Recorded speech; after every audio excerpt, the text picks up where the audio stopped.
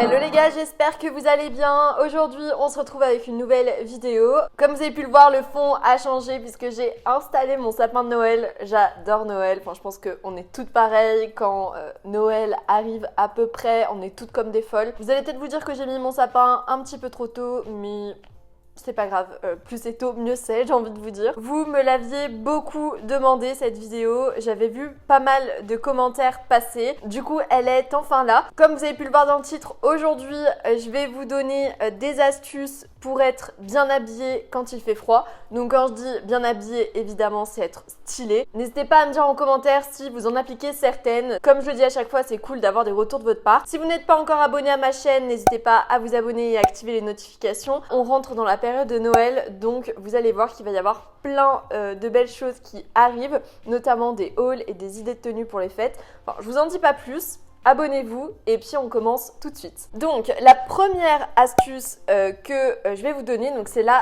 technique de l'oignon. Celle-ci, c'est la technique la plus connue parmi toutes celles que je vais vous donner. Le principe, il est super simple, c'est de privilégier 3 couches fines au lieu de mettre par exemple 2 couches épaisses ou 3 couches épaisses, enfin voilà, vraiment.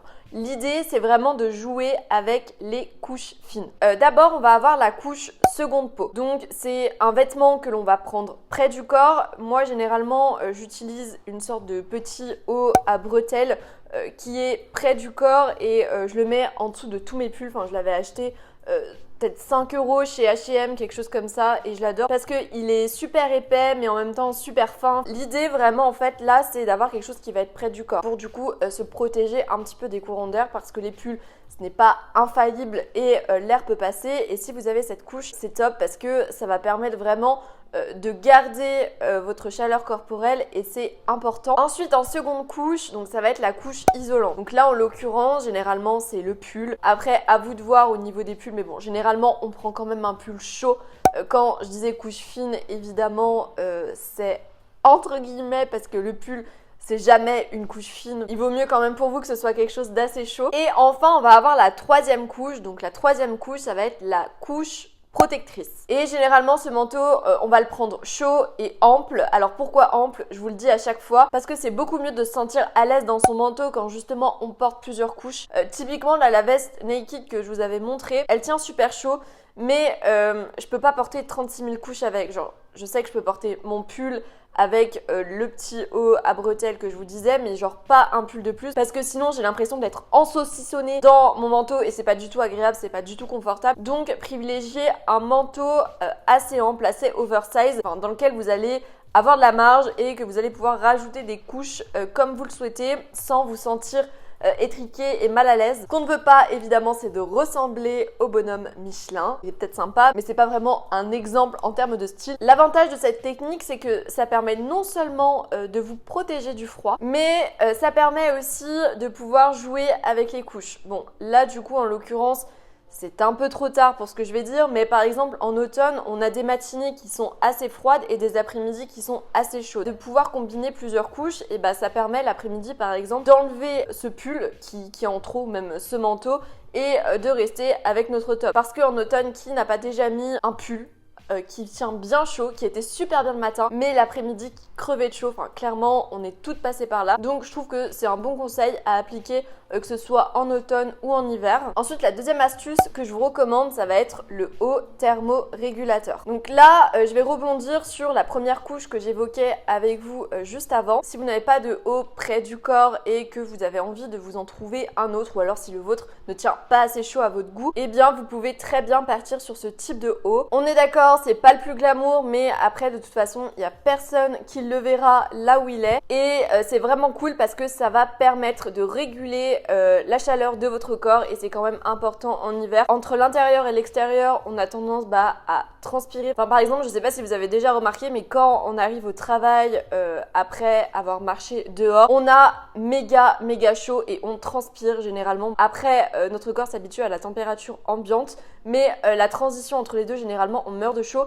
Et ce haut, ça permet vraiment de réguler la température et de limiter cette transpiration en l'absorbant. Enfin bref, je ne suis pas non plus une fiche technique Décathlon, mais vous avez compris l'idée. En parlant de Décathlon, justement, c'est là-bas que je vous recommande d'aller acheter votre haut. Comme je vous dis, ça va pas du tout être glamour, mais vous en avez plein. Genre, je vous en ai trouvé un à 7 €. Donc clairement, si vous avez envie d'avoir chaud et que vous avez un petit budget, bah pourquoi pas aller chez Décathlon, c'est au rayon ski. Vous avez plein de hauts thermorégulateurs. Après voilà, il y en a pour tous les budgets. C'est un t-shirt basique finalement qui va vous permettre d'avoir chaud en hiver et de rester stylé en continuant à porter vos pulls favoris, même des robes par exemple. Je sais pas si vous avez une robe pull et que vous avez peur d'avoir froid, eh bien vous pouvez très bien mettre ce haut en dessous. J'ai vu chez Decathlon, je ne pensais vraiment jamais faire l'éloge de Decathlon sur une chaîne mode un jour, mais cette astuce elle s'applique aussi pour tout ce qui est chaussettes, parce que je ne sais pas vous, mais moi en hiver j'ai aussi tendance à avoir froid aux pieds, même si j'ai des grosses chaussures. Donc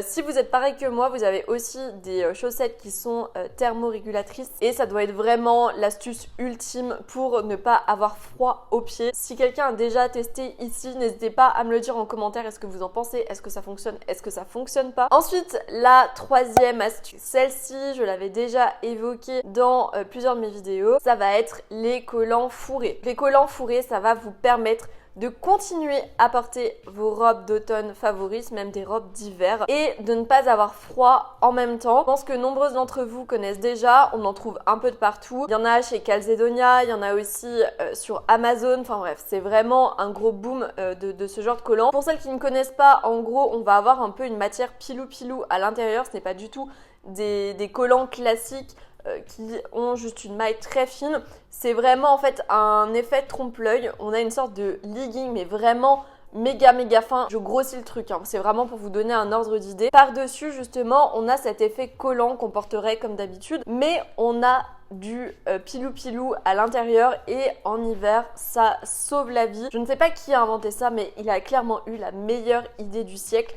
En plus, l'avantage, c'est que ça ne s'abîme pas du tout. Enfin, on est toutes passées par ce collant qui est effilé alors que tu viens de l'acheter. Et bien là, pas du tout. Je vous mettrai sûrement le lien en barre d'infos si vous êtes intéressé. Je vous en mettrai peut-être plusieurs. Mais c'est vraiment l'invention du siècle. Ensuite, l'astuce numéro 4, eh bien, ça va être de combiner l'utile à la tendance avec les accessoires. En hiver, on porte souvent les mêmes choses. On porte souvent les mêmes couleurs, des couleurs foncées. On a souvent le même manteau parce que niveau budget, on ne peut pas non plus se permettre d'avoir 10 manteaux. Donc là, en hiver, ce qui est le plus important, c'est d'avoir des accessoires. Et ces accessoires, on va les prendre tendance, mais aussi basique selon ce qu'on voit en ce moment. Pour vous donner un ordre d'idée de la tendance du moment, par exemple, pour tout ce qui est écharpe, on a un gros boom de tout ce qui est écharpe un peu style Acne Studio. Je vous mettrai en barre d'infos des liens si je vous trouve des dupes, mais en termes de tendance, c'est vraiment l'écharpe tendance à avoir. Et ce que je vous recommande aussi, c'est d'avoir des écharpes qui vont être unies. Une écharpe blanche, une écharpe beige. C'est des écharpes que vous allez pouvoir porter à toute occasion et avec tous vos manteaux. Enfin bref, là je me disperse un petit peu, mais ce que je veux dire par là, c'est que c'est vraiment important d'avoir tous ces accessoires, donc que ce soit des gants, des écharpes, des bonnets, même des bérets. Enfin, par exemple, un béret, ça va permettre de protéger vos oreilles tout en apportant vraiment un truc en plus à votre tenue. Ça, je vous en avais déjà parlé. Le béret, j'en suis folle. Enfin, pour vous donner un autre exemple, on a les chaussettes montantes où cette année, c'est tendance, donc ça permet de ne pas sortir les chevilles à l'air. Enfin bref, vous avez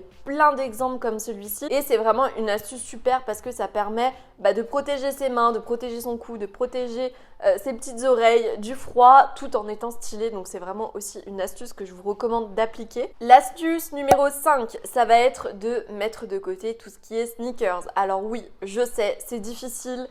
Parce qu'on porte des sneakers toute l'année, parce qu'on raffole des sneakers, parce que vous avez sûrement acheté des sneakers il n'y a pas longtemps, peut-être pour le Black Friday. Mais s'il vous plaît, là, c'est terminé. Enfin, en tout cas pour ma part, je sais que c'est terminé. Il fait entre 0 et 5 degrés le matin, donc même la journée, bon allez, il fait max genre 8, en tout cas pour moi. Là, c'est plus trop un temps à avoir des sneakers, à avoir les chevilles à l'air. Enfin, là, c'est le temps de ressortir vos bonnes bottes, vos bonnes bottines. Ça me fait penser que je ne vous avais jamais montré mes bottes Azos que j'avais achetées. Je vais vous les montrer tout de suite. J'ai envie de vous dire que finalement, les chaussures, c'est comme les fruits et les légumes. Il faut acheter et porter ce qu'il y a de saison. Donc les sneakers, c'est pas trop de saison et on va privilégier des bottes qui sont de saison et qui sont tendance. Donc voilà les miennes. Donc je les avais chopées chez Azos.